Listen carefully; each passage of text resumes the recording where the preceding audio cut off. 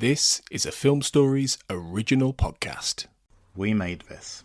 Hey everyone, this is Tony, Network Chief of We Made This. As you know, our podcast network brings together a brilliant assortment of talent who talk about all kinds of pop culture content, such as the episode you've just listened to, or you're just about to listen to. We'd love to keep the lights on a bit longer if you're able to support our network on Patreon. For just £2 a month, you get your name in lights on the website and the satisfaction of knowing you're helping us produce more great audio. And for £3 a month, you'll get your name in lights, but you'll also get access to an exclusive bi-monthly podcast from the We Made This talent pool on podcasting, pop culture, and you tell us. We'll take your suggestions. For less than the price of a coffee per month, you can help keep We Made This going. So just head to patreon.com/We Made This. That's patreon.com/We Made This to get the ball rolling. Now, back to your scheduled programming. Hi, I'm Jeffrey Bell. I used to write for The X-Files, and you're listening to The X-Cast.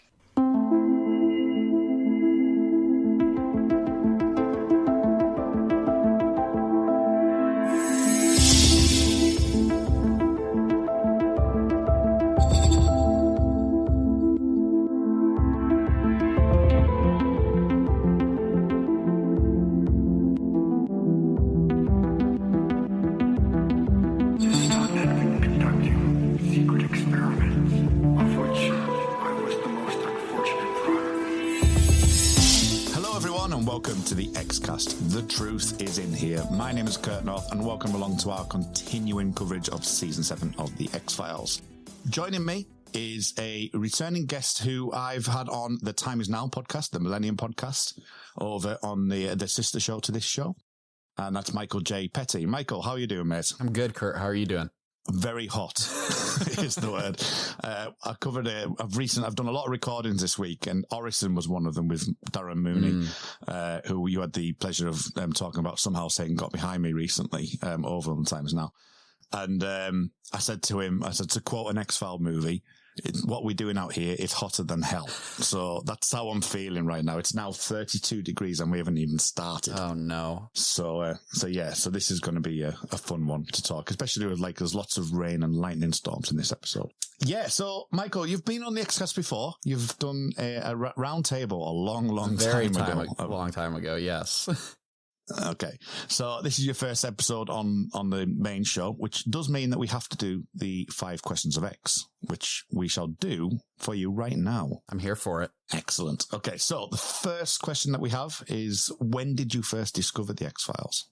So I'm kind of a late bloomer as far as the original run of the show. I first discovered the X-Files probably around 2000, 2001, maybe 2002 at the latest. I was born in 1995, so I was born while the show was actually going on, and my parents watched it when they were first married. And so when the DVDs started coming out, specifically the mythology DVDs, my dad got a hold of those and started watching those. That and the movie. I watched the movie so many times as a kid. It freaked the hell out of me. Holy crap. That alien in the tunnels, I could not handle it. And so I just grew up watching the whole myth arc of the show. I didn't really watch a ton of the Monster of the Week episodes because we just didn't have them on DVD. But I loved Mulder and Scully. I loved the mythology. I loved the alien stuff. As much as it freaked me out, I couldn't stop watching. And so I was hooked super early in my childhood, probably somewhere between 5 and 7 years old. Oh, wow. Okay. Yeah. Yeah. So super young. I mean, bear in mind, I was in 93, 94 when it came out, maybe 95 here. I would have been 15, so it was 15, 16 when I started to get properly into it, I would say. So being that young, and as I say, with some of the stuff that's in there. So since, this is just a secondary question then, based on what you've just said there. So since then, I still stick to the fact that I enjoy the mythology more. I am a dying breed in that. Have you reassessed it? Have you looked at, do you think Monster of the Week shines through more now on reflection, or do you still think that the mythology is particularly your favorite kind of thing with the X-Files? Yeah, I think the Monster of the Week stuff kind of shines through more in some ways. The myth arc is actually my favorite part of the X-Files still. I'm kind of like you in that regard, but going back and rewatching episodes that I had never seen as a kid and just rediscovering a lot of that, especially in this era of TV that we're in where it's all myth arcs and it's all self-contained stories and all that. None of it is Monster of the Week stuff anymore. Not really, not the big stuff anyway. And so you have Stranger Things, which is a whole season story, and you don't really get these one-off episodes in shows now. And I love that. I still love that. My favorite show of all time is Smallville, and most of Smallville is Freak of the Week episodes is what they call it. And I loved that. I think that's a lot of fun. And I think there's a lot of room for character growth and development and to say something that you might not be able to say in a myth arc. So my favorite episode is actually a Monster of the Week episode, but my favorite part of the X-Files is the myth arc. Right. Yeah. I would say that, you know, mine's a mix because obviously Jose Chunks from Outer Space is my favorite episode. Sure. So mine's a bit of a mix of both, really. So just on that, actually, because in the Twitter sphere, I don't know if you've seen it. I know that you're on Twitter, but not on too much. But there was a recent review, or I wouldn't like to quote who it was because I don't know. But they were talking about that they were watching the X-Files and they classed some of the Monster of the Weeks as filler episodes. And I found that really fascinating because filler, for me, would be part of a myth arc or things like on Lost, for example, where there'd be episodes was like, well, what does that really mean to the whole story? And X-Files didn't really work in that way. So I found it really interesting that someone would view the X-Files in that way, saying, oh, this is a filler episode. I can understand it to a degree for a 24, 25 episode season where you might get some episodes that are not as good and because they've got a lot to get through. But I wouldn't necessarily class anything as a filler. I mean, I don't know what you feel on that. Definitely not within the original run of the show. I don't think so at all. And even the reboot stuff, I wouldn't necessarily classify anything as filler. Maybe more so than some of the original episodes, but no, I would disagree with that. I think there's still, like we were saying, a lot of room for good character growth and development and honestly just exciting and interesting stories. Yeah. I wouldn't classify that as filler. I think that's mischaracterization. Yeah, and I think there is arguments. I mean, I don't know if you've been watching Loki recently or even mentioned Stranger Things where they'll have one episode which is completely outside of the main plot. Like I know the Stranger Things did that. Recently went into the city, didn't they? So, so I can see where it's come from. It's just really viewing the X-Files in that kind of mode of, you know, post 2020s or even like post 2015 or something that it's not really, I wouldn't really class it. I think X-Files was too early to be able to class it as that. And I also don't think you can do that with older TV. No. You know, do you know what I mean? Anything before the 2010s, I don't think you can, and I think that's being generous. I think you'd probably have to go even further to like 2015, 2016.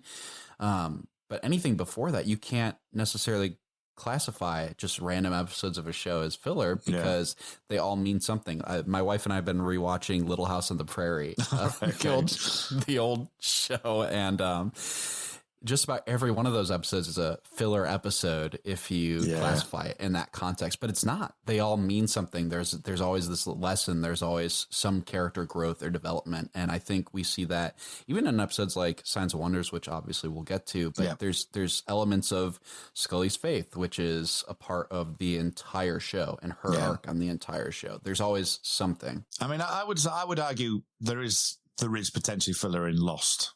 There's a couple of episodes which is fair. Which was 2004. So that's what I would argue. But let's move on to the second question. And you've mentioned that you're going to pick a Monster of the Week episodes, but what would your favorite episode be then? My favorite episode of the X-Files is actually Diane Diverlet's. All right. Okay. That's actually my favorite episode of the show. I think there's a lot of really interesting spiritual and religious themes to that. I think the satanic ritual abuse plot line is really fascinating. And it's an episode that actually feels very Millennium to me, which is, I think, why I love it so much and why I was drawn to Millennium in the first place is a lot of those themes. So, yeah, as I say, Darren and I spoke on Orison. And we were talking that, you know, it's strange that you get the Millennium episode in season 7 is written by Frank Spotnitz, who didn't do a Millennium episode. Then you get Chip Johannesson doing Orison, who, and then the fact that Orison is almost bookended with Irresistible. But we even said, we'll take that as the mainstay. But in conversations we've had recently, we've said that's actually probably before that, as you say, season 2 of X-Files would definitely have those kind of themes and stuff that's got kind of percolating through Chris Carter's mind, I think, at that point. And I think that's probably Deana de Valette is definitely an interesting one. What about favourite season then? Do you think season 2, being that you do have the darker themes, or have you picked another season? I do really love season 2. That would probably be my favorite season. I think I also have an unpopular opinion in that I really like seasons 5 and 6 because I really like Mulder's arc going through doubt and then becoming a believer again. Right. I think that's probably one of the most interesting parts of the whole show for me. Right. And so those seasons have a very special place in my heart, especially because it's surrounding the first film. Yeah. And the first film played such a huge part in my childhood. So, okay. Favorite moment. This could be 20 seconds. It could be like a full scene. So what would you class to be your favorite moment in the show? Favorite moment. That putting me on the spot. Jeez. It's a hard one, I know. That is a hard one. Mulder has this. What's that episode with the freak show? A humbug. That one, yes. Yeah.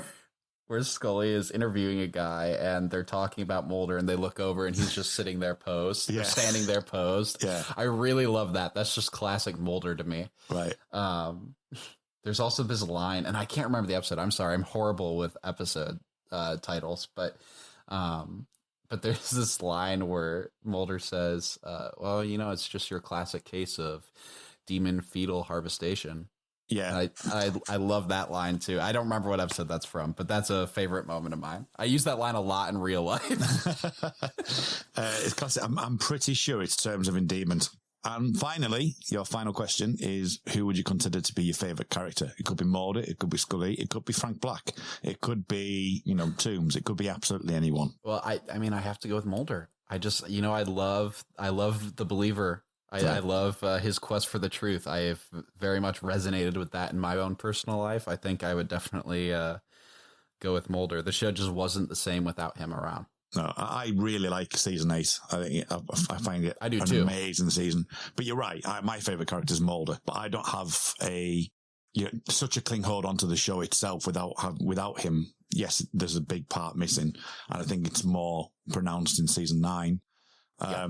But I think season 8 needed that boost. This is why I think season 7 for me is an interesting season, because it's bookended. Like you say, season 6, I really, really enjoy season 6 for different reasons.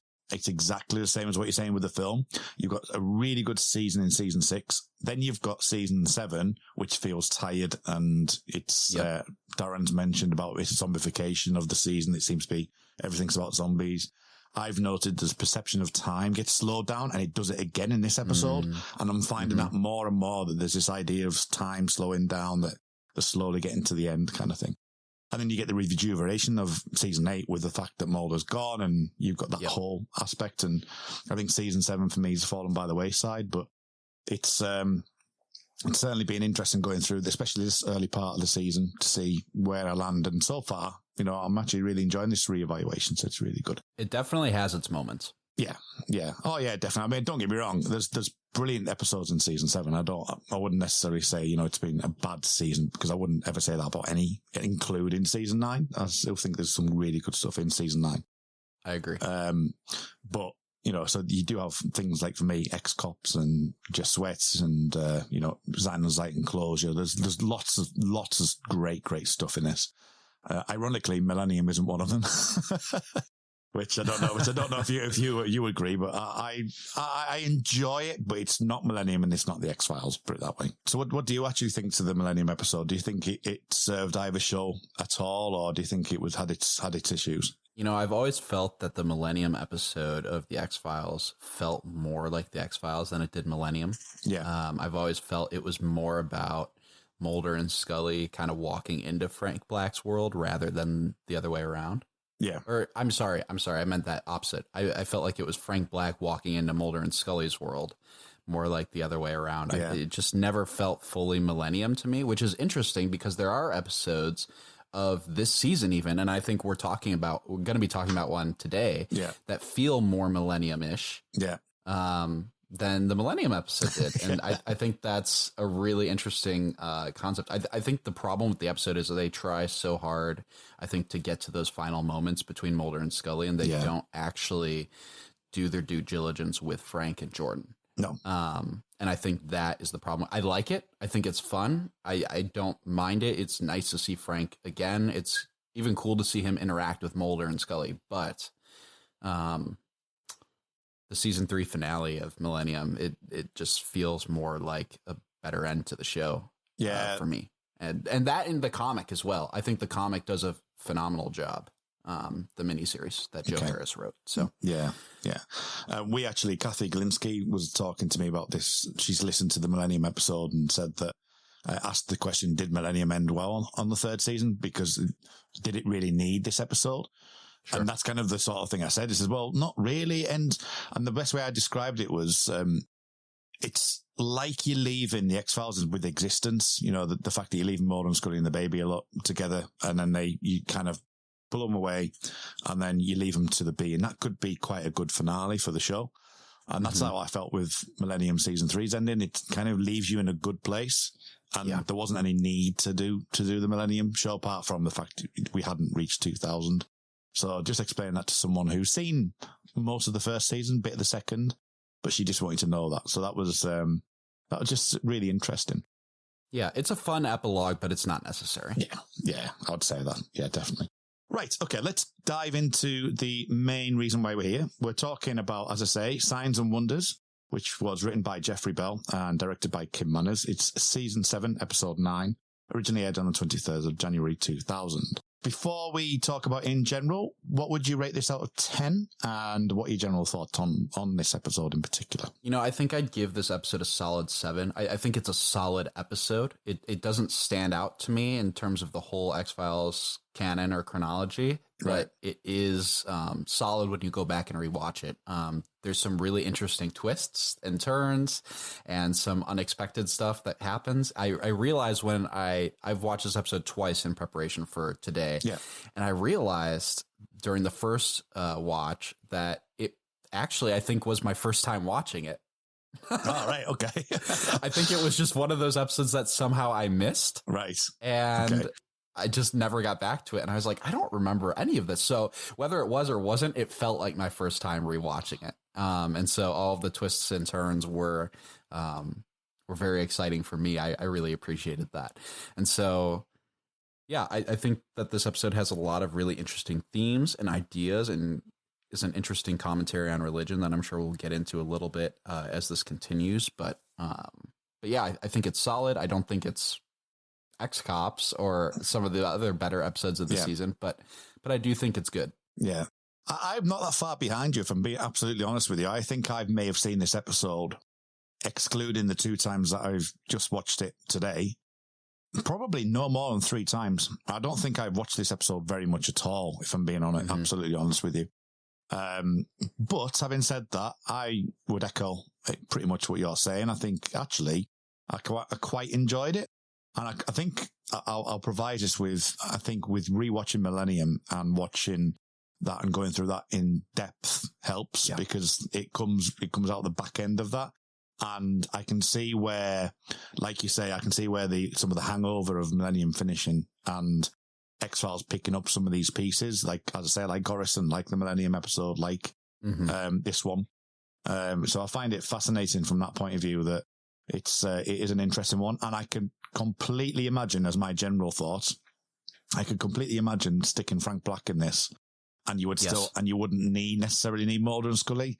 Now that is, in the mailbag and, also a criticism that I've heard quite a lot is that Mulder and Scully don't do much really. And I can get that. Does feel more like a Frank Black with Western kind of episode where he would come in, maybe see what happens. Evil's almost untouchable, but then you get the story through other people. So, so I do feel that there is an element to that, and I think that it could be quite an interesting Millennium episode. I would say probably about the same. I think 7 out of 10. It's solid. I remembered the twist, so I can't say that I didn't. So I kind of remember the very end scene as well. So I do remember that, but it is an interesting episode. IMDb score it 6.7 out of 10, which puts it in the bottom 3 episodes of the season. Do you think it's worthy of the bottom 3? Have you rewatched season 7 recently? Is that an unfair question for you at the moment? You know, I'm actually currently rewatching season 7. Right. Okay. And I don't think it's totally fair. I think there's worse episodes. I think as strong as the finale is, there's parts of it that I'm like, right. did we need to go there, like with the very end? And of course, the show will cover that later. But I don't know. I don't know if I agree with that. I think it's probably right in the middle. Yeah, it feels to me like that. But then when I look at season 7 in a whole, there isn't actually, like, for example, Hungry gets an 8.1. And I'm not sure, me personally, whether or not I like that episode or not. I haven't rewatched that recently, but I'm not sure if I'd place this. I'd place this above Hungry for me. Millennium, I think I've gone on record. I think I said 6.5 out of 10, so that would be it'd be above that as well. So sure. So yeah, so I think I would say bottom 3rd, but definitely not in the bottom 3 for me. So I think that's fair. Yeah, absolutely. Right. So let's talk about some of the behind the scenes things first. So first of all, we have a lot of snakes. And apparently, just a quick check on Wikipedia, was that they actually did the casting by actually having live snakes there to make sure that people weren't particularly scared of them. David Duchovny is petrified of snakes. Kim Manners is petrified of snakes. So that was, something to behold. The fact that David Duchovny had to have a stunt double, and I think they used an arm from Dreamland for some of the scenes just to keep him away. So that's really interesting. You know, that's really interesting about Kim Manners too, because it's not his first X-File that involves snakes. No, what was the other one? Diane Diverletts. Oh yeah, of course, yeah. Yeah. his actually first directed episode of the X-Files. Right. So yeah, so he's got a fascination with his own fears then. Yeah. Oh man, and also they were saying as well that they had a hell of a lot of safety meetings, even to the point of, where's the nearest hospital in case anyone did get bit. And it actually says here that to prevent future accidents, the mouths of the snakes were sealed with sutures, which I thought was quite interesting. I don't know. Would you be able to get away with that now? Is that animal cruelty or not? I don't know. So, yeah, so we'll leave it there because I'm not entirely sure, if I'm being honest with you. Oh, I can't do snakes. Snakes freak me out. That opening scene terrifies me. Well, let's go there then. Let's go to the opening scene.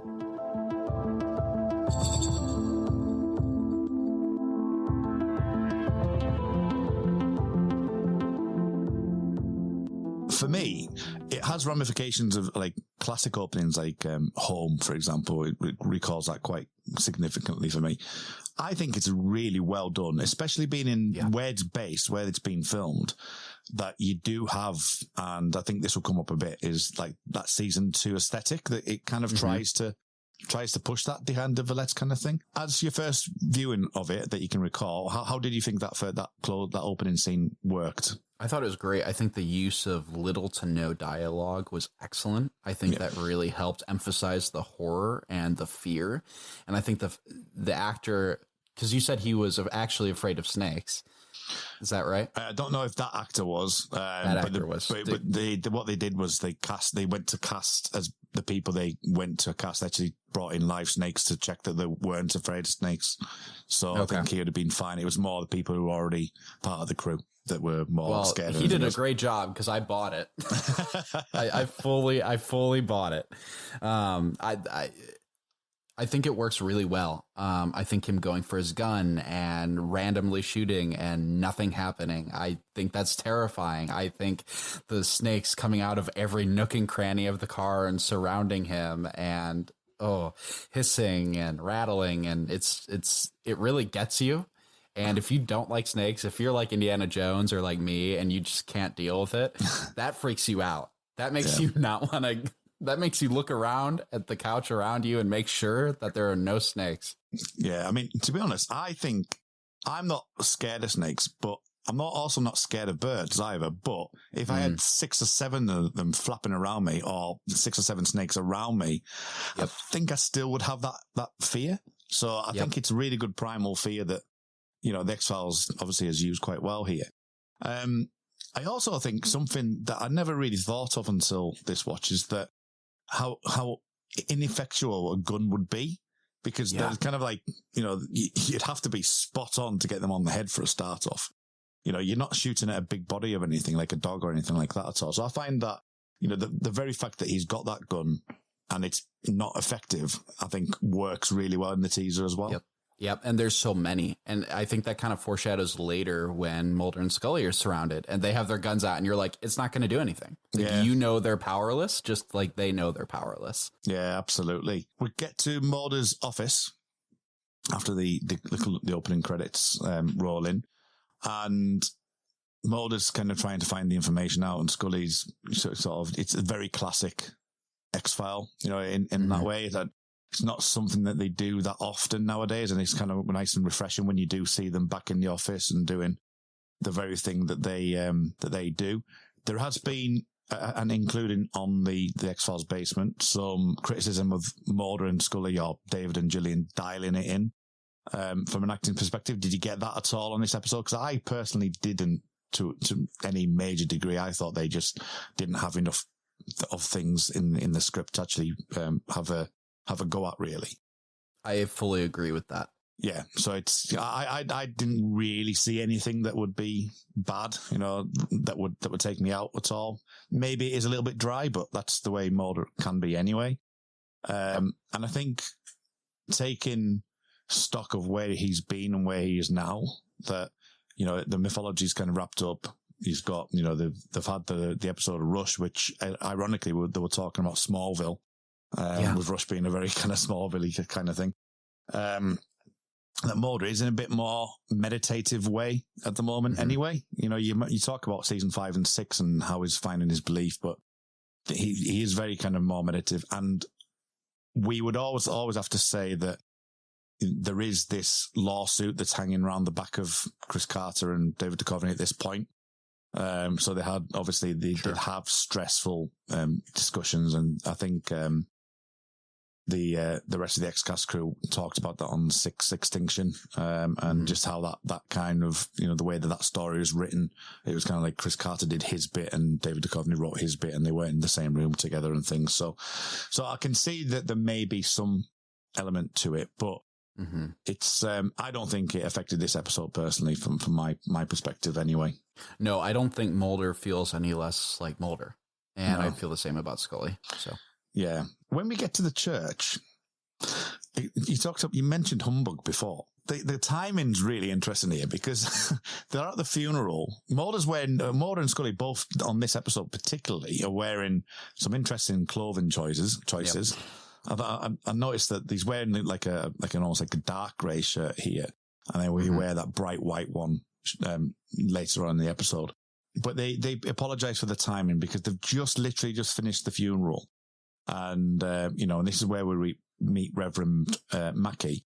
You mentioned that there's some interesting twists here. So what did you make to Reverend Mackey on his first appearance here, and how religion is kind of portrayed in, because this is very formalized version of a funeral, isn't it? Really, it's very straightforward. It's you know, what you'd expect to see on screen. How do you think that was portrayed, with especially moving into the later scenes when we move into the Signs and Wonders church? It's the dichotomy of them both. It's really interesting. We'll get into that in a second. Sure. I feel like Mackey's church is very traditional. It's very familiar. It's not something that is out of the ordinary. They don't they're not actively fundamentalists from the standpoint that they're picketing abortion clinics or screaming at people who disagree with them or whatever it is. It's very tolerant, and Mackey even says that he wants his church to be a tolerant church, and I think in a lot of ways, a lot of the church, at least here in America, I think is that way. Right. I think there's a lot of gentleness and just humility that comes off of him in these opening scenes. And that's very interesting given the end, obviously. Yeah. But that's what you see at the beginning.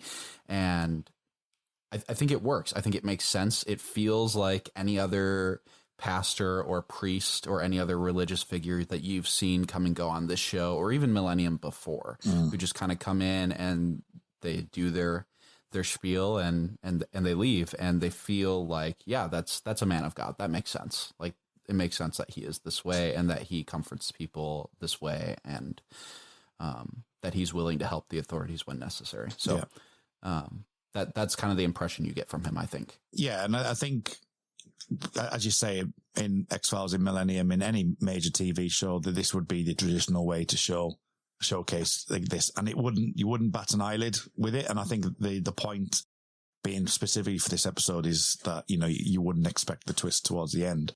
Exactly. It's really interesting how they go from that to X-Files over the last couple of seasons has really focused on the suburbia, and Millennium did the same as well, especially in season one, you know, with, you know, this perception of suburbia and higher living and things.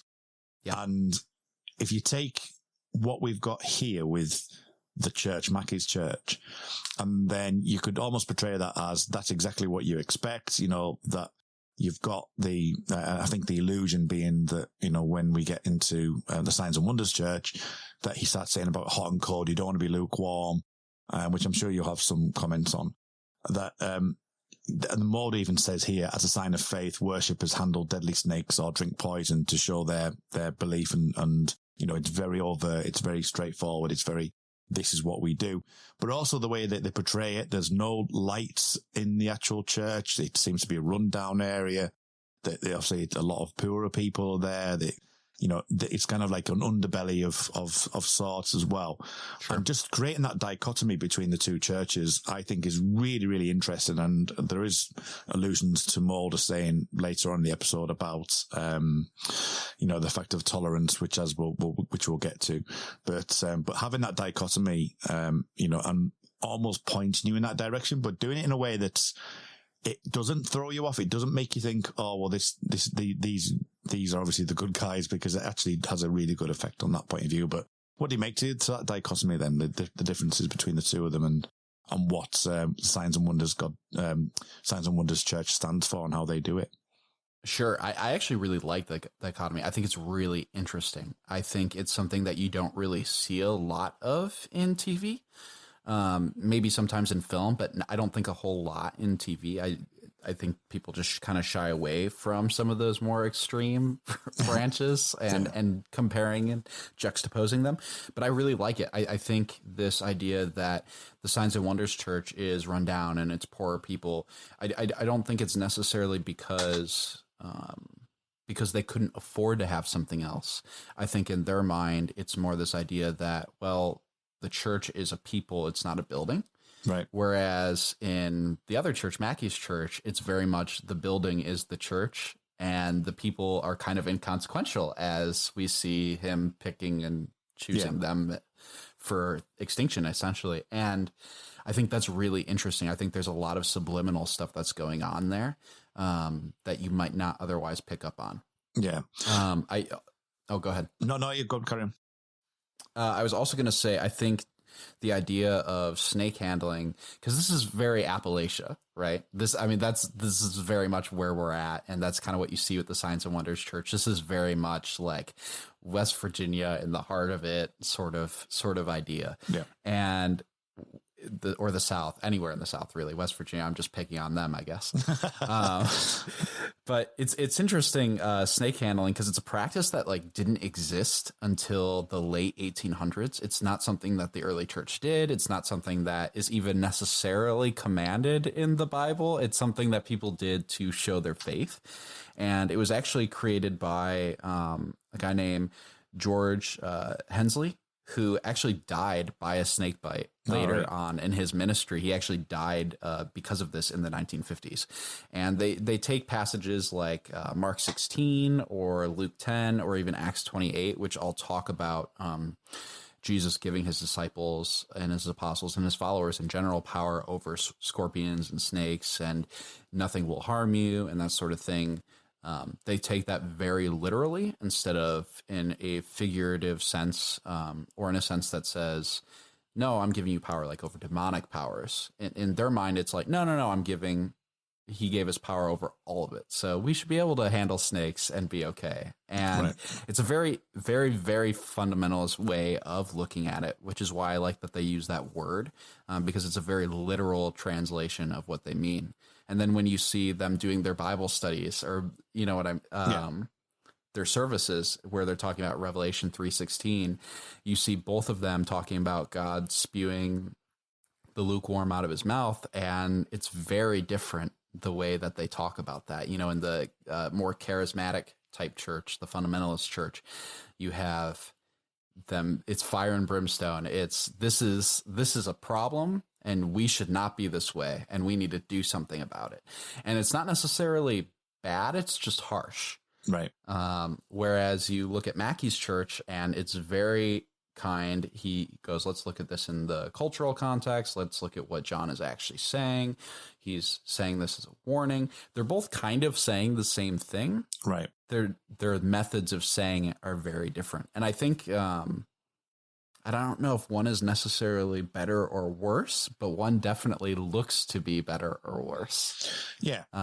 Because I think it's almost verges on, I'm trying to think of what the word would be, but it's like the cult kind of thing. You know, it's because he's riling them up, isn't he? To get to the point of like, you know, I believe kind of thing. And from a UK perspective, from my perspective, that feels very alien to me. That, you know, when I do see things over there, and it's like, I can't get my head around that because it's not something that I've seen. I'm sure it happens in the UK, you know, there were all sorts of imagination, but particularly where in my wheelhouse, there's nothing like that. And, you know, and it's difficult to actually, you know, fathom that in my own head, which is great. What do you think to the use of, because you mentioned obviously some of the scripture there, but it also said the one on the placard, that look unto me and be saved, all ends of the earth, for I am God and there is none other, the Isaiah quote. Yep. What did you make to that being as their their signpost? You know, I like that. I think it's, in a way, I think it's almost foreshadowing the twist. Because when you look at the other church, when you look at Mackey's church, there's no like blatant in your face scripture in front of it. It's very much like this calm, traditional, I'm going to kind of lull you into my arms before I strangle you kind of thing, which you don't think about when you're watching it until the end and you see it in context. Likewise, I think you see the sign at the beginning and you're like, oh, well, they're just crazy people, but it's no, they just really believe that God will protect them. Yeah. And it's almost kind of foreshadowing that end with Enoch O'Connor and him kind of getting saved from those bites and then saving his daughter and all of that. And obviously he's led to do something that's wrong, right? He's led to go kill Mackie, or at least he feels that way. Because that's another thing that's underlying this as well. Like you mentioned, kind of the lulling, the lulling kind of to sleep. Something that Millennium did in The Curse of Frank Black. Yeah. Where you've got like the satanic or the demonic, creature or person trying to like sort of use, and this is something that the Reverend Mackey uses on the girl, is that to lull her into thinking, well, this is right. You should be looking after your dad in this perspective. You need to, give him the medicine that he needs, and God doesn't need to warrant, you need to look after him, make your own choices. Mm-hmm. And by making her own choices, she's going against her father's wishes, but Sure. it's also been lulled into that by that kind of presence. And, that in itself is really interesting. And Mulder kind of alludes to it during his conversation about tolerance, that, they are so black and white in the Church of the Signs and Wonders, but yet there's room for maneuver. There's room for this like perspective of how do you work in the world, and you're allowed to do that with the other church. And I just find that really fascinating, especially the way that Mulder says, tolerance is, maybe it is a good way. Yeah. And I think it's really interesting too, Mulder's take on everything, because it kind of seems a little out of character. Mulder said in the past, he's not really a religious person. He doesn't believe those sort of things. He believes in aliens, but he doesn't believe in God. That's a little outlandish. And so him and Scully kind of have this back and forth about that throughout the series. And here, what's interesting is Scully is like, I didn't learn about this in catechism class. Like, this isn't how it's supposed to be. And Mulder kind of takes their defense a little bit. And it's very interesting. And when he says something like, well, how different is this than transubstantiation, which for those who don't know what that means, it's basically when you take the Eucharist, when you take communion, it just means that the wine and the bread literally becomes the blood and the flesh of Jesus.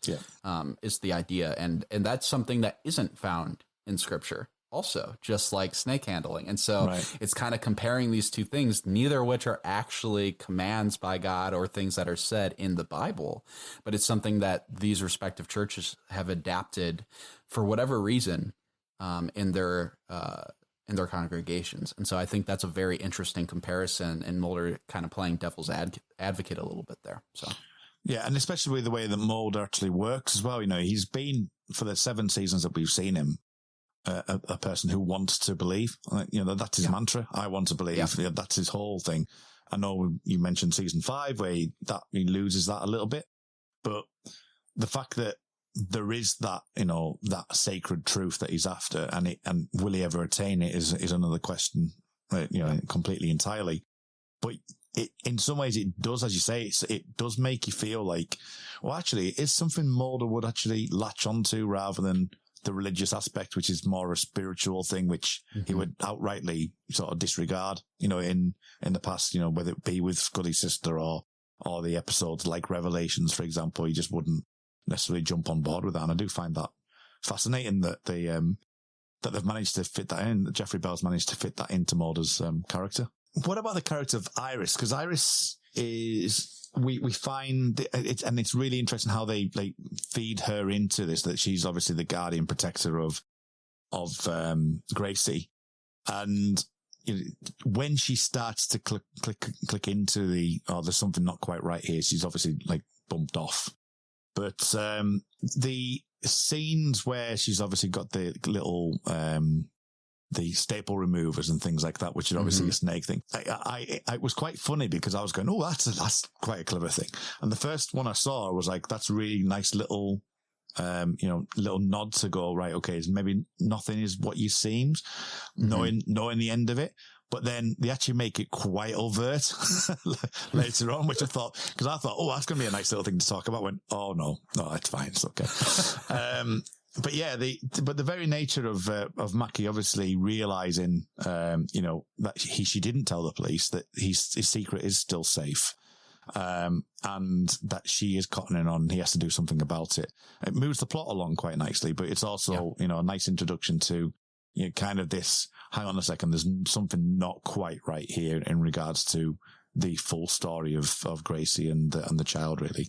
I think what is really great about Iris too is it shows this idea that there really are genuinely good believing people in these congregations, even if their leaders are bad. Right. And I think that's a huge commentary on the church in general, where you have scandals where priests abuse kids or pastors sleep with people in the congregation and stuff like that happens. And I think seeing and being reminded of the fact that there are genuinely good people in each of these congregations. I mean, the whole reason later on that they bring Gracie back to the Signs of Wonders Church is actually to save her. It's not actually to harm her. And so you see this good in these people and this genuineness of their faith that I think we've seen in Scully throughout the show. And now we're seeing in these one-off characters who are kind of here for a time and then they're gone. Yeah. I think that's really good. And I think it really is different than how O'Connor and how, what was the other guy's name? Mackie are portrayed. And I think that was really good. I love also the stapler remover. I think that was so clever. And now I'm terrified of them. So I won't be using one again. Just have a stapler remover just on your bedside, so you turn around and look and go, that would be easily get you. Just start slowly overcoming the fear every morning. What about Scully then? Because it wouldn't be right not to talk about Scully and her religious beliefs. And, throughout this episode, there's a few moments where she's tested, and she's literally tested in this one as well. Yep. She is put into danger again. And I know that would be a criticism, but, in the nature of the story, it's interesting, and we never get to find an answer, which I also find really nice as well. That the fact that, O'Connor does say to Mulder at some point, that we'll never know, she might have passed that test kind of thing. So Scully throughout this, I mean, there's moments as well where she's like, so I'll go around the back. And obviously Mulder and Scully actually in with the snakes, and Mulder says something along the lines of like, well, yeah, just in case I'm not righteous, can you just please remove it? Which I thought was quite nice. But Scully herself, as I say, throughout this episode, she's tested herself, and I think that's interesting. Some of the things that she says over this I think is really important to the episode. Well, she really holds her own. She always does. Yeah. But when it comes to matters of faith and matters of religion, she is always very practical and very open-minded in a way. I mean, she's closed-minded in some ways, like she's like snake handling. I don't want that. That's weird. But she's very open-minded from the standpoint that she understands people's faith and what drives them. And so when she is tested, when her hand is put in the cage with the snake, it doesn't bite her. Like nothing happens. She's saved, quote unquote, before anything does. Even though it had more than enough time, it doesn't actually bite her. And I think at the end, when she comes to say Mulder, who is bitten multiple times, Mackie's gone. He's just gone, and the last snake leaves. It doesn't want anything to do with her. And I think it's this idea that Scully is a righteous person. Right. That Scully does have this genuine faith that has actually protected her, whether she understands or believes that or not. And I think that's seen throughout the episode. And so even when it looks like she's being attacked and it looks like she's in danger, she's not. Mm-hmm. And I think that's really interesting when it comes to the end and you realize that. Because Mulder does get bit. Mulder gets bit a lot. Mulder is not a righteous person, and he's aware of that at the beginning of the episode. But Scully is never once attacked in that way by any snake. And I think that's really telling. I think that's really a really interesting way to show her true faith ultimately throughout. So. Yeah, no, it's really interesting you should say that. It's something I hadn't really thought about too much with the dichotomy between the two of them. So that's really interesting. Yeah, and I mean, the back end of that scene, though, when she's at the door, that has early season, X-Files vibes to it, that, she doesn't see, the snakes. She only sees that last one leaving, and, the door's locked and she can't get into the door and things like that. So, and the things slamming behind them. So we do have some classic X-Files stuff. And I quite like that. I quite like it's come back into season 7, because it is something we've not maybe seen, for a while, which I think is really nice. So moving back to O'Connor, because Scully is put into that danger by O'Connor. It's man that does that, not Satan as such. Even to the point Gracie says that as well. Says, no, he didn't do this. No, he didn't do this. This is Satan works, not man's. Yeah. And we have this, like, O'Connor being portrayed in this particular way because we need to keep the ambiguity of the episode going. Yep. Even to the point where Grace is asking for her dad later in the episode, and she's saying, "Daddy, Daddy, where is he?" No, it's not. thing. And you get quite a few of those moments where you can take it both ways, or it doesn't quite push it to the point of that. But the fact that, as I say, that using, it's not man's work, and that use that Gracie does. Gracie has that strong belief that she's grown up within that church and is trying to escape that church. I mean, what do you make to that whole concept of, one, that even though she's escaped the church, she still believes in her father, and she still believes and has that belief. And they even mention it in the episode as well about, things that you're born into or grow into when you're young, and you can't always shake that. And if you are trying to get out of that, what do you make to that whole, that kind of idea, for the show to actually push? Because it's asking a really pertinent question about how people are formed really in their younger lives. Yeah. Well, I think a way to sum that up really nicely is there's a verse in the book of Proverbs that says, train up a child in the way they should go, and they will not depart from it. Right. And I think there's something to be said about that. Absolutely. It's this idea of what is nature and what is nurture. And I think this episode is very heavy on the nurture. I think Gracie's whole arc is this idea that she doesn't want to be associated with some of the craziness from her father's church, but she really does believe. She really still has faith in God. Yeah. She just doesn't want some of this crazy, almost cult-like you were saying, stuff. And that's why she leaves and goes to another church. And that's the thing. She goes to another church. She doesn't leave the faith entirely. She leaves and moves congregations. And it's because she still has this faith. She believes this because, whether or not it's because of how she was raised is a moot point, because at the end of the day, she doesn't depart from this belief. And when her father saves her later on, I don't know. I don't know if she goes back to that church again or not.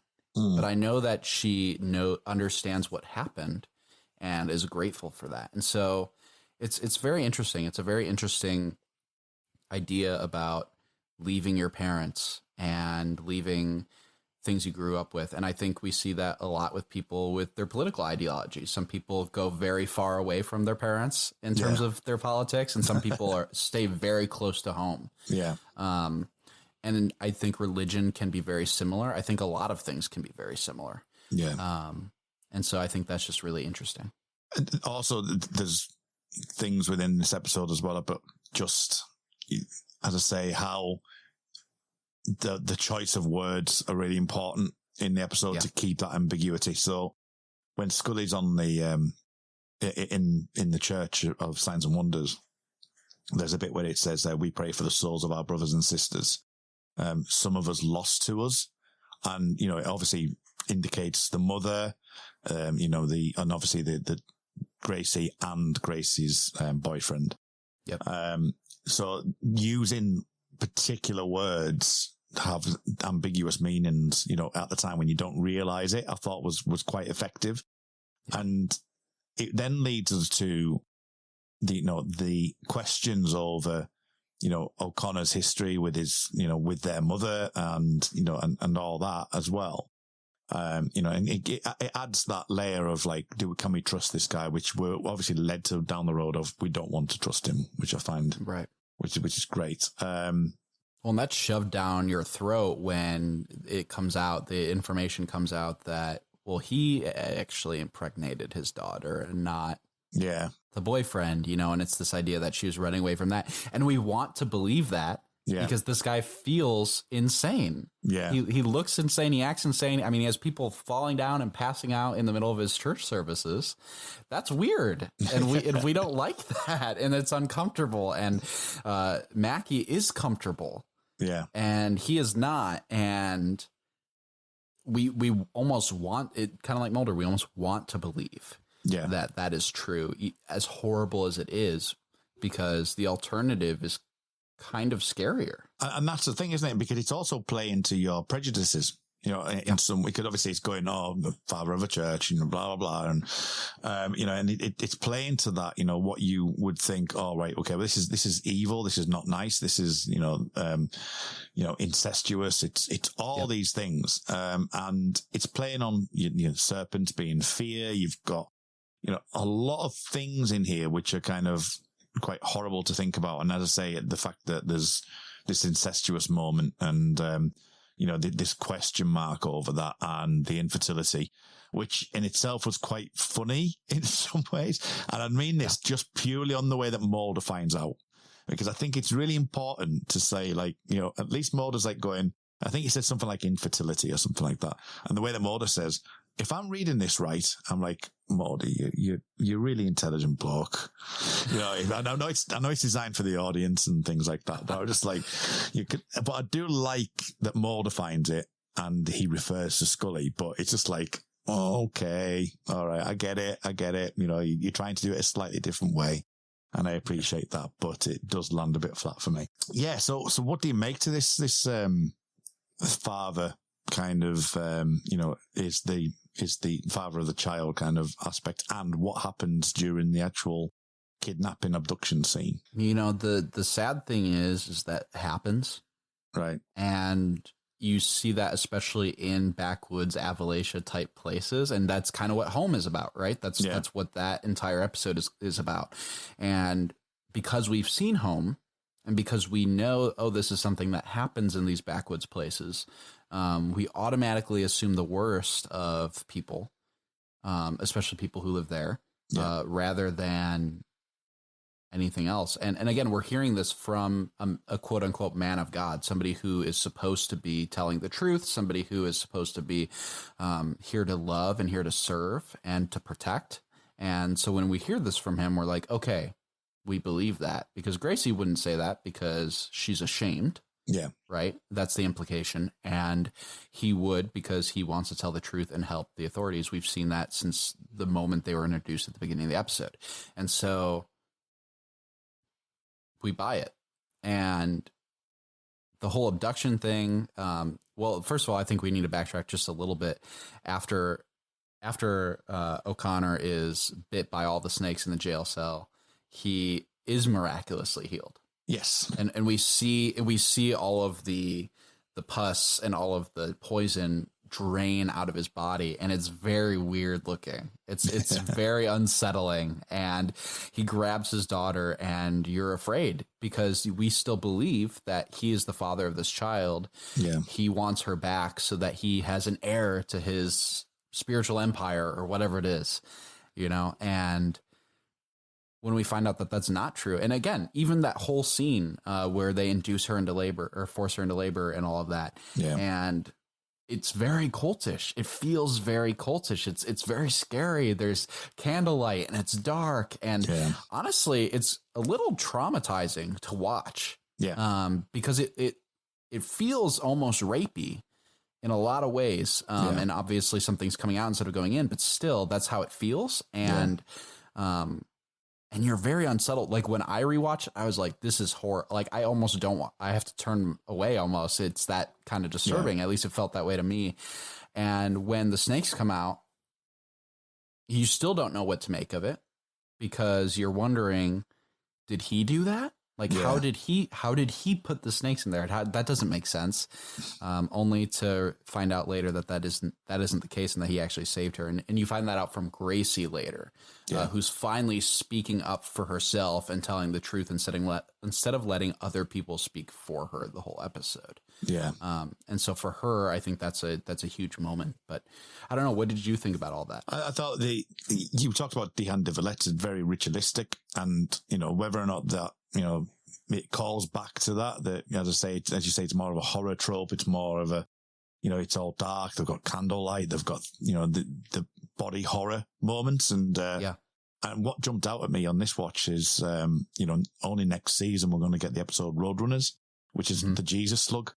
So we've got that to come. And that has the same sort of thing, the same body horror. I know it's her Scully's back in that occasion. But this is obviously a pregnant lady who's got that body happening. So the body horror aspect of it is really effective. And, I'm not a person that gets scared easily. I don't generally kind of react in that way. I think probably the worst I've probably felt was during, The Thing. 1982, the thing is probably as scary as I've been, but I'm used to body horror. It doesn't really concern me that much. But having said that, this one definitely had that darkness, which I wasn't expecting. I kind of remembered the snakes. I kind of remembered the kind of the congregation and the way that he was quite, full on and things like that. But I didn't remember those scenes. So in my view, it was like, it is quite dark. It is quite, body horror-esque and, horror movie-esque. And, I think it does a really good job of like creating a visceral reaction in people. So I thought it was really, really interesting because it's not only that, it's that lighter and dark again as well. The fact that you've got the church, the other church is all like brightly white painted and, and then as I say, you go into this candlelight, a ritual. Everyone's watching and you've got that unease of there's people just watching this, and actually chanting and things like that. And it doesn't look good. It feels like something more out of like Midsummer or something like that, where it's just terrifying and these people are just watching and not batting an eye. And it's really disturbing. Yeah, really, really disturbing. I was going to say another quick tidbit that I think is really interesting is that Michael Childers, the guy who played Reverend O'Connor, actually is the son of a snake handling preacher. Yeah. And so when you see him handling these snakes and you see him like becoming this person, this reverend, it's very interesting knowing that background because you kind of wonder, is he trying to be his father? Like, is this how his father was? Is this how he's trying to be? And that's just an interesting thing to add to the episode that has nothing to do with the actual episode itself. But I think it really lends to his performance and he really seals it throughout. He's a very solid performer in this episode. So, yeah. I mean, what about Reverend Mackey then? I mean, the one thing I would say, I quite like ambiguity, at the end of episodes. Sure. I think there's a comment later on the mailbag, which says, it's got sanguinarium kind of vibes to it, that he's just going around all these different churches. I mean, what is the end, what is the end result for this? Why is he doing this? What is his ultimate goal? And that's not something we really pick up on, but is there anything you want to like talk about on that? Well, I think the obvious answer, other than we don't know, is that if he is an embodiment of Satan, if he is a demon, if he is one of those minions, then his whole motivation would be to tear down what God created, right? And so if he wants to keep going to different churches and destroy them from the inside, that seems to be what the goal would be. I don't know if there's anything else other than that. I mean, Satan is known as a tempter, and Scully mentions it in the episode. The reason serpents are associated with the devil is because of the Garden of Eden and the temptation of Eve and all of that, and how Satan is referred to as being like a serpent or a dragon or any kind of reptilian creature. And that just kind of seems to be the obvious answer, that it would be to just keep tearing down the church. Yeah. And what I've alluded to this a little bit, and I apologize for those people who are getting sick of me hearing this word, millennium. But, we've had the Sixth Extinction, the Last Temptation of Christ, effectively. There's a special Patreon episode on that, which I was happy to get involved in.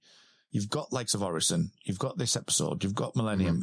It seems that religion seems to be a key feature in this section. Now, whether or not that is because of a hangover, because millennium's now finished, but there does seem to be more religious episodes in this, or religious themed type episodes in this first half of season 7 than there has been for quite some time, really. And I find that fascinating that they have kind of lost millennium at this point, but there is still this kind of religious concept. And and then taking it one step further, that we really flip into the spiritual realm in the next couple of episodes with Xenon Enclosure. I mean, what do you make to that? What do you make to the, the kind of, it's pushing the religious aspects a bit more than what they may have done in the past couple of seasons? Well, I can take it one of two ways, I think. I think the first way, and the way that I guess maybe choose to take it, is that it is this Millennium hangover, and it is this idea that maybe these are episodes that the writers were workshopping as to be a part of the next season of Millennium that they then had to scrap and were able to use on the X-Files. Like that's the obvious kind of fun behind the scenes answer, especially for us who love that show and are passionate about that show. And again, we talked about this earlier.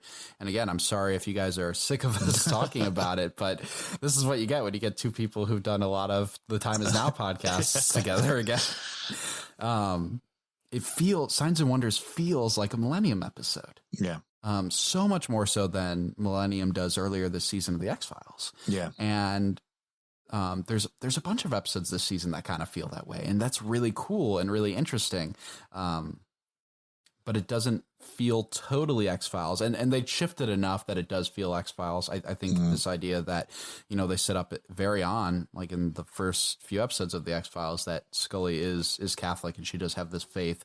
I think that really lends itself, and they were able to kind of make this feel more X-Files-ish because you have that in, which I guess brings me to the second way you could take it is season 7 in a lot of ways very much feels like this is our last season.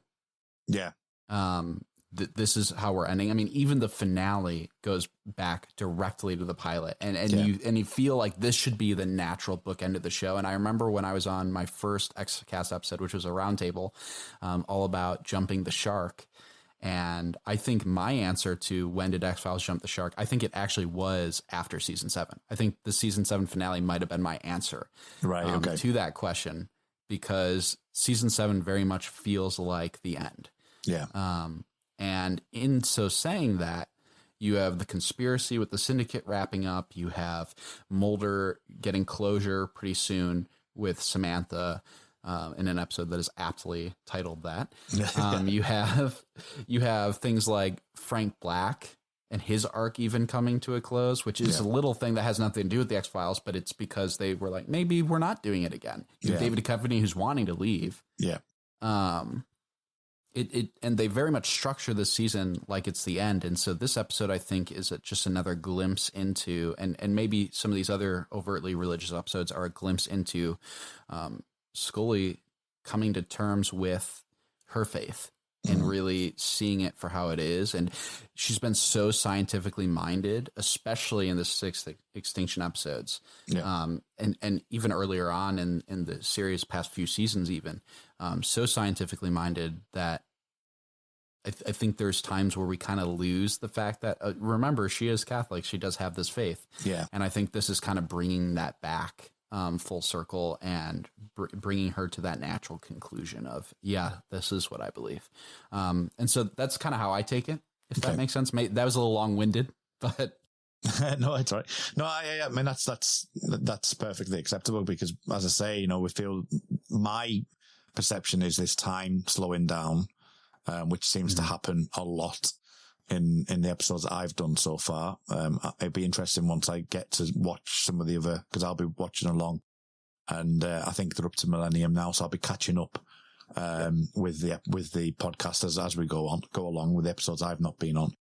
And obviously I've been watching the ones that I've been on as well. So it's going to be interesting with that. You've got like Silence and Closure, which, time slows down in the episode. So it's going to be, so there's various different things. It does feel like it's coming to the end, and, the fascination that Darren said with zombies, like we said at the top of the hour as well.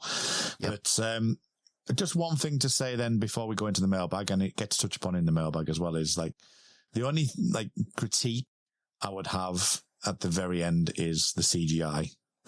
Sure. It's a little dated. It's a little bit dated, which is unfortunate. But I mentioned the mailbag, so I'll put a call out onto the Facebook basement group, and we shall go and have a look at that now.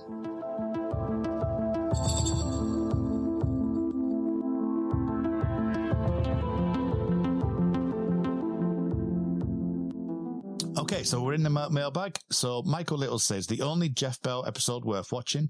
Kim Manners does a fantastic job with great atmosphere and creep factor. Too bad David and Gilliam seem bored out of their minds. So that's obviously one of the comments alluding to his their acting. But Kim Manners, fantastic director. He's he's obviously since departed us, but I think the cutting scenes between, you mentioned about the congregation and the kind of the way that O'Connor is conducting his snake rattling and things.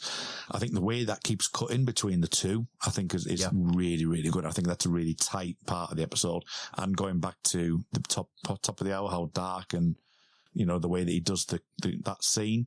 So I think Kim Minus does a fantastic job, and it would be difficult to think about another person doing that kind of episode as well.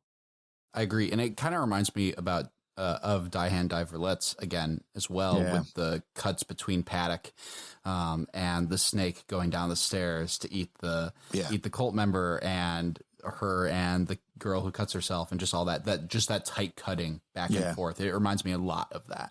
Yeah. Yeah, there's a lot to think. I didn't put those two together. maybe should have, but there's a lot to compare between those two. That'd be fascinating. Chris Knowles has been on as well. Michael Chowder's virtuoso performance redeems what could have been a tired blend of Miracle Man and Sanguinarium.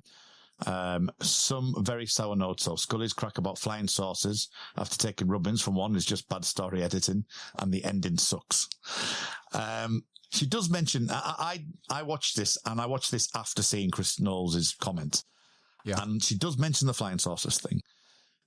I didn't necessarily take that away. I thought it was okay.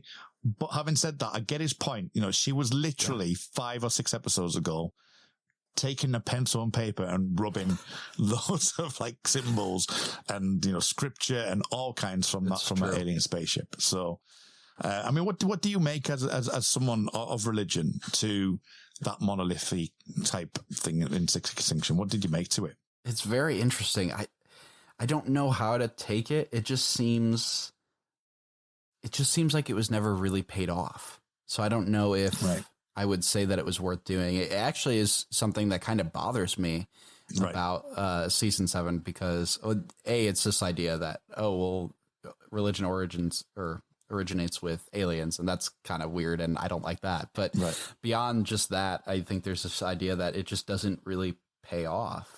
Right. Exactly. Yeah. Nothing really comes of it, and it doesn't really shake Scully's faith all that much, especially when it comes to this episode and other episodes later on. And I don't know, it just doesn't, it seems inconsequential.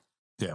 It seems focused on Mulder's side of stuff rather than Scully's, doesn't it? Yes. Scully's there and she's doing something. She's doing the science and she's seeing the things written on that ship. Yep. But then it's more about Mulder. So so I can see what Chris Knowles is saying with that comment, because she does say about flying saucers, but I think for the episode itself, it's pointing more towards what you were saying before about Mulder's kind of quest and his way that he views wanting to believe rather than actually being so, a bit more nuanced. I think it's probably the best word to put it. Sure. Adam Silva, agree with the above. Enjoy this one fairly well. Not great, but solid. I think we pretty much alluded to that. Except the very bad CGI ending. We definitely agree with that. Yep. Ronald Wilson says to Adam as well, I forgive the CGI. Everyone was still trying to figure out at the time. It was miraculous that the Leonard Betts effect just 3 years earlier turned out as good as it did. He then goes on to say his own comment. I don't rank this very high because it is sometimes rather simplistic or tries to be too flashy, shocking to be taken seriously. Once again, X-Files takes a rare poke at religion and comes out of it half-heartedly. However, it is also very confounding and confusing. One of the most mixed messages that any X-Files episode has ever been stuck with. At least that's how it feels to this liberal Christian. It will be interesting to hear how you disentangle this writhing mass of serpentine contradictions. It strikes me, like a cobra, that this could have become a second crossover with Millennium, only better. So how, as a person of religion, then, how do you view it? Because Ronald's saying he's obviously a liberal Christian. How do you personally view this episode from that perspective? Sure. And I full disclosure, I don't know if I'd identify as either a conservative or liberal Christian. I would just consider myself a Christian. I try politically to be very in the middle as much as possible. So coming at it just strictly through a biblical lens, I think it's really interesting. I think it is hard. It does have a lot of mixed. Can I say that word right? It does have a lot of mixed messages. in it. It's at least on the surface. I think ultimately there's two things that we need to take away with it. One, I think we need to take away that when it comes to religion, how people present themselves and how they actually are, or how true their faith actually is, can be two very different things. You nowadays you have celebrity pastors who go on famous talk shows and go around the country and speak to millions of people, but then they're flying around on their own private jets, and they're not, giving or actively serving or helping people. And Jesus says that he who desires to be greatest among you has to become a servant. And so you see these people of religious ability and power who are not themselves servants. Yeah. And that feels very much like our Satan character in this episode, whereas you have people who are actively willing to serve others, even if it doesn't always sit right with everybody, like O'Connor's character. And obviously there's some real weird things like snake handling. I don't think is a biblical thing. I don't think that's necessarily something people should be practicing. I think that's very dangerous, borderline negligent. But it is very interesting, and it's this idea that do you really trust God, or do you just trust your own experience? I think in some ways, and I think that's also an interesting idea that comes out of this episode. So I don't know. I think it is mixed in a sense.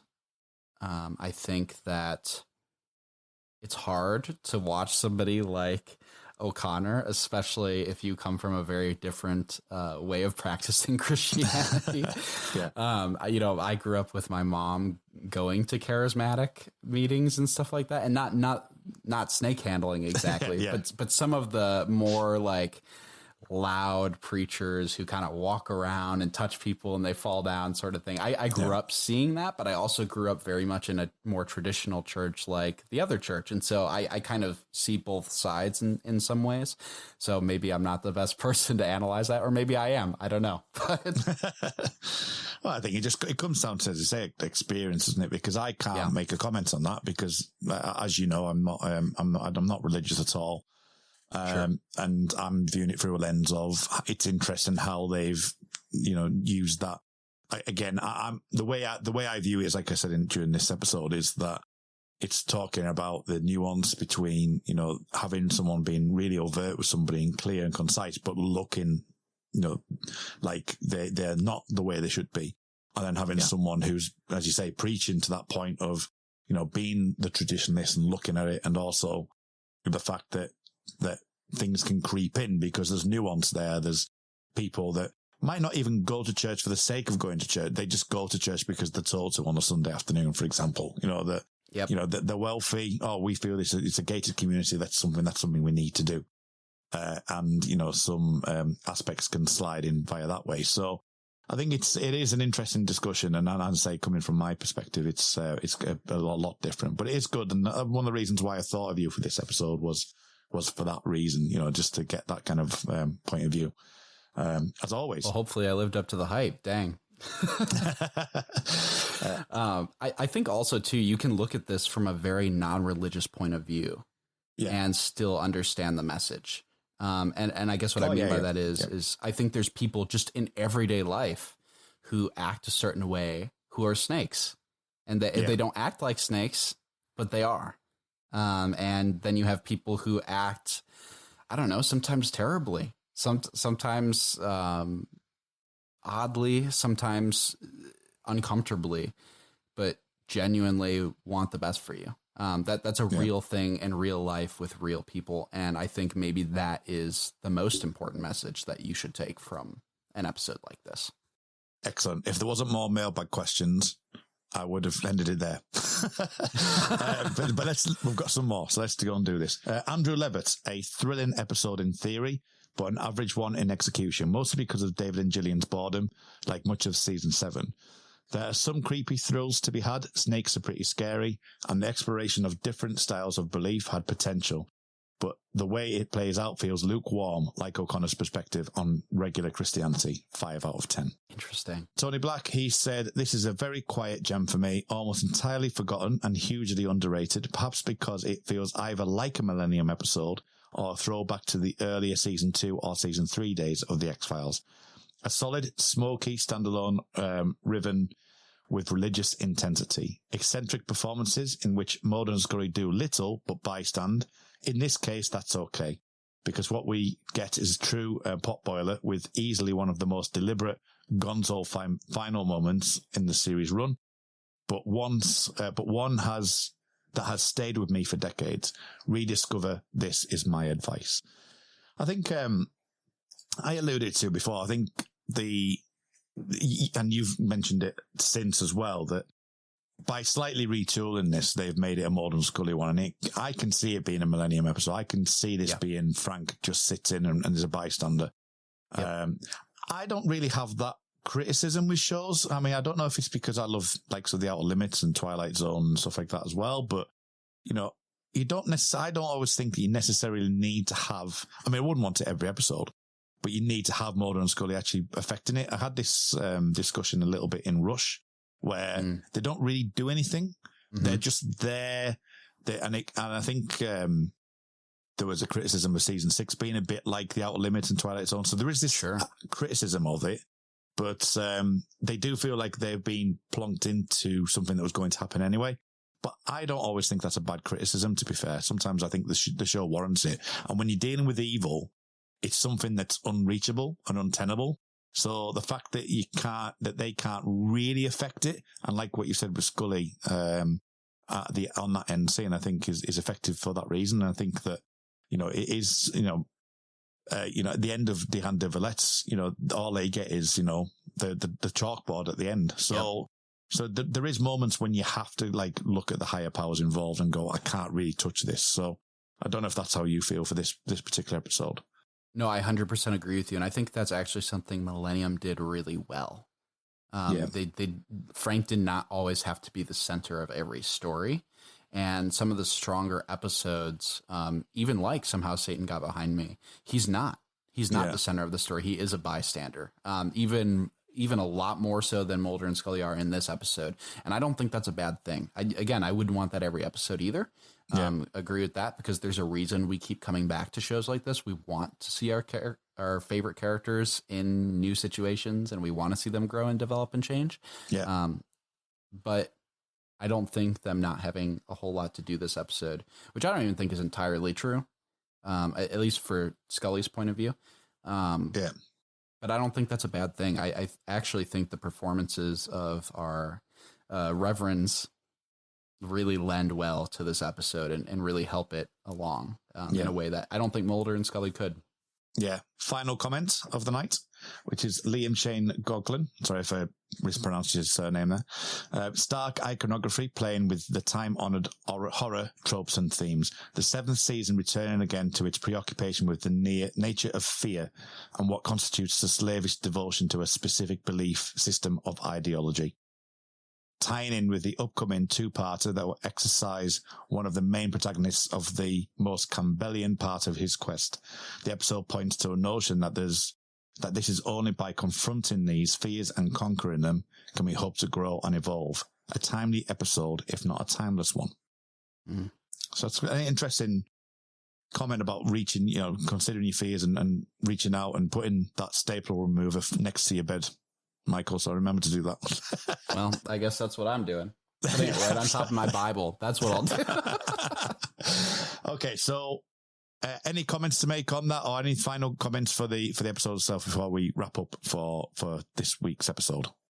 I went into Signs and Wonders thinking that this was just going to be another X-File with just a little bit of religious undertones. But I was very pleasantly surprised upon rewatching it that this is a really solid episode. This is an episode that feels very much like Millennium, which is also one of our favorite shows. Yeah.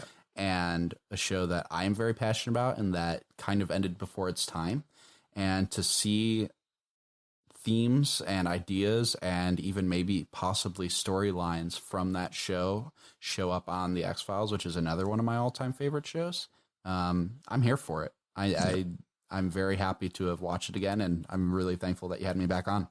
No, it's an absolute pleasure. You know, it's been good to speak to you again, as always. And, you know, we don't have Millennium anymore, but we have plenty of X-Files still to go yet. Well, I will be around. So other than that, then, where can people find you online? What have you been up to in the bygone years? Because the fourth Patreon roundtable would have been years ago. So what have you been up to? Yeah. And where can people find you online? I actually co-host a Terminator podcast with a good friend of mine. It's called No Fate, a Terminator podcast. And we just finished covering all 6 of the Terminator films. So some of them are 2-part episodes. Some of them are extended episodes. It usually goes between 25 to 40 minutes a pop. And we love that. We're actually just about to get into our coverage of Terminator, the Sarah Connor Chronicles, which is a very short-lived Terminator series that we absolutely adore. And so if you're interested in that, if you haven't watched it, it's on Hulu, so you can watch it with us now. Definitely look us up. We have a website, nofatepodcast.com. Actually, let me double check that. I think that's the address. Yeah. Our website is nofatepodcast.com. And from there, you can find our Twitter account, which is @nofatepod. We also kind of frequent some Terminator fan groups or Sarah Connor Chronicles fan groups on Facebook every once in a while. So you can find us on some of that as well. Excellent. Okay, so you can find me in all the usual places on Twitter at @Muldrake. It's RMULDRAKE. Currently looking through Series 5 of Red Dwarf on the Red Dwarf podcast, Shipwrecked and Comatose, and you can find that at Red Dwarf Pod. I've been popping up, I need to pay a bit more attention to this, but I've been popping up on the Make It So podcast, a podcast I co-host with Luke Winch about Star Trek Picard as well, and you can find that at Jean-Luc Podard. So those are the best places to find me. And as always, if you do want to get into Millennium, please do. As much as I keep saying it, people might start watching it if I keep going on about it enough. Well, it's hard when it's not on anything. You have to go you have to find the DVDs, which is well worth it. Yeah, which are out of print. I've got 2 copies of them and other versions, which I have in my personal collection. But yeah, you can find that at the Time Is Now pod. But yeah, thank you very much, Michael, for joining us. Hopefully you'll be back on sometime in the near future. So thank you very much for coming on. Yeah, thanks for having me, Kurt. I appreciate it. No problem. And until next time, remember, everyone, trust no one. Elsewhere on We Made This. The Movie Palace podcast. So I normally just ask people, Robert, their general thoughts on Alfred Hitchcock. Yeah, what are your thoughts and feelings about Hitchcock? Well, it's funny because we had discussed, how this talk was going to go today, and I kept thinking, why have I been so interested in Hitchcock? Generally speaking, I'm more interested in the less technical filmmakers, and Hitchcock is such a technical filmmaker. We dig music. How come you always refer to Jonathan Donahue as Donahue and you always refer to PJ Harvey as Polly? Because she's overly familiar with Polly. Right? Yeah, that could do it. It freaks me out as well. Like I don't call any of the singers in bands by their first name because I don't know them. I'm not like, oh, there's my mate Johannes from Cult of Luna. No. It's Johannes from Cult of Luna or Johannes Person. Or, oh my God, it's Johannes Person from Cult of Luna sometimes. Like, that's how I refer to him. So you're saying that it's sit down Mr. Ulrich instead of sit down Lars? I think it depends how much I take an artist to heart, and Polly is very, very dear to me. So. Well, she thinks you're a prick because you don't like Ministry.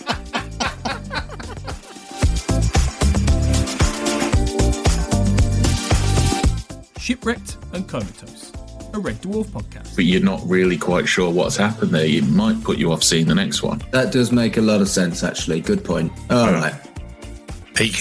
Carl can always give us the information in a way we can make it understand. Me and Mark just go, blah, blah, blah, blah, blah, blah. I occasionally sound vaguely intelligent when I try very hard. Thank you very much.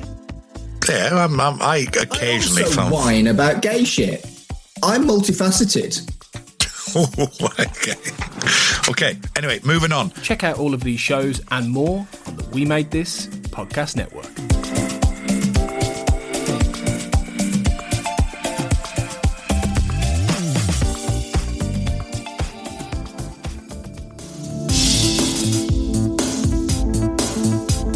The Xcast and X-Files podcast was created by Tony Black and is produced and hosted by Carl Sweeney, Sarah Blair and Kurt North. You can find the podcast on Twitter at the X_cast, on Facebook by typing in the Xcast, and in our group, X-Files Basement, the Xcast podcast fan group, and on Instagram at the Xcast pod. Don't forget, you can support the show by becoming a member on Patreon. Our patrons get early access to episodes, behind-the-scenes chats with our hosts and a thriving community of X-Files, and other premium interviews and specials. To find out more and subscribe, you can go to patreon.com/thexcast. That's patreon.com/thexcast. We are also part of the We Made This podcast network, full of popular culture shows, including our Millennium series, The Time Is Now. You can find all of our shows at our website, wemadethispod.com, or via Twitter at wemadethispod. Thanks for listening and keep watching the skies.